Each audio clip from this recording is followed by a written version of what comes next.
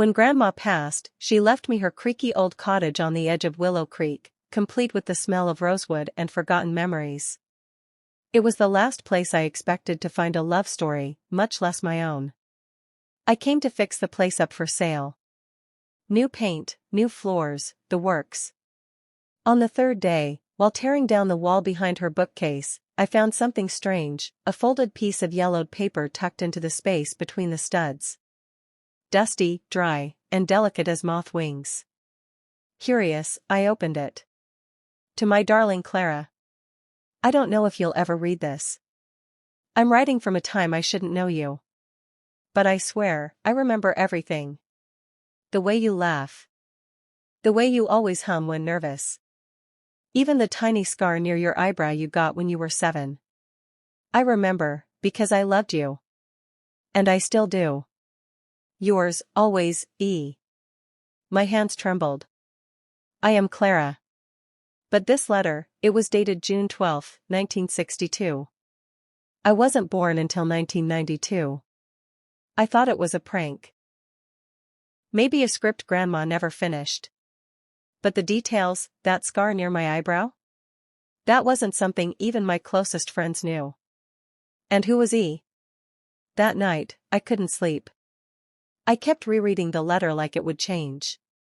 Something about it stirred a strange ache inside me, the kind you get when you forget someone important.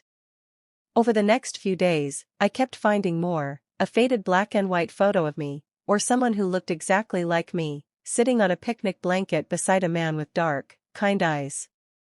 A pressed daisy hidden in a poetry book. A second letter, in the same script. Clara, they say time is a loop. That we meet the same souls again and again. I didn't believe it, not until I saw you. You won't remember me, but I hope one day you will. If you're reading this, it means we made it. Somehow. I looked closer at the photograph. The man, E? Wore a silver ring shaped like a crescent moon. The same one a customer wore last week at the coffee shop I worked at in town. I'd noticed it because he left a ridiculously big tip and smiled at me like he knew my secrets. He came in again the next morning. Clara, he said, not hesitantly, but softly, like the name had lived in his mouth for years. I blinked. Have we met? His eyes searched mine. Not in this life. My heart stuttered. I should have laughed. I should have backed away. But instead, I asked, do you write letters? He smiled. I used to. I didn't need any more proof. I didn't need science or reason. All I knew was that somehow, across time and memory, a part of me had loved a man named E, and maybe still did. We sat by the fireplace that night, reading the old letters together.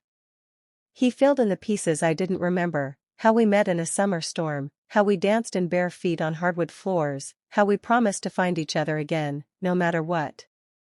I remembered none of it. And yet, I felt all of it. Sometimes, love doesn't come with fireworks or fate shouting through a megaphone. Sometimes, it whispers through cracked walls, in faded ink, and in the eyes of a stranger who's waited decades for you to wake up. Love letter moral. True love always leaves traces, you just have to be willing to look behind the walls.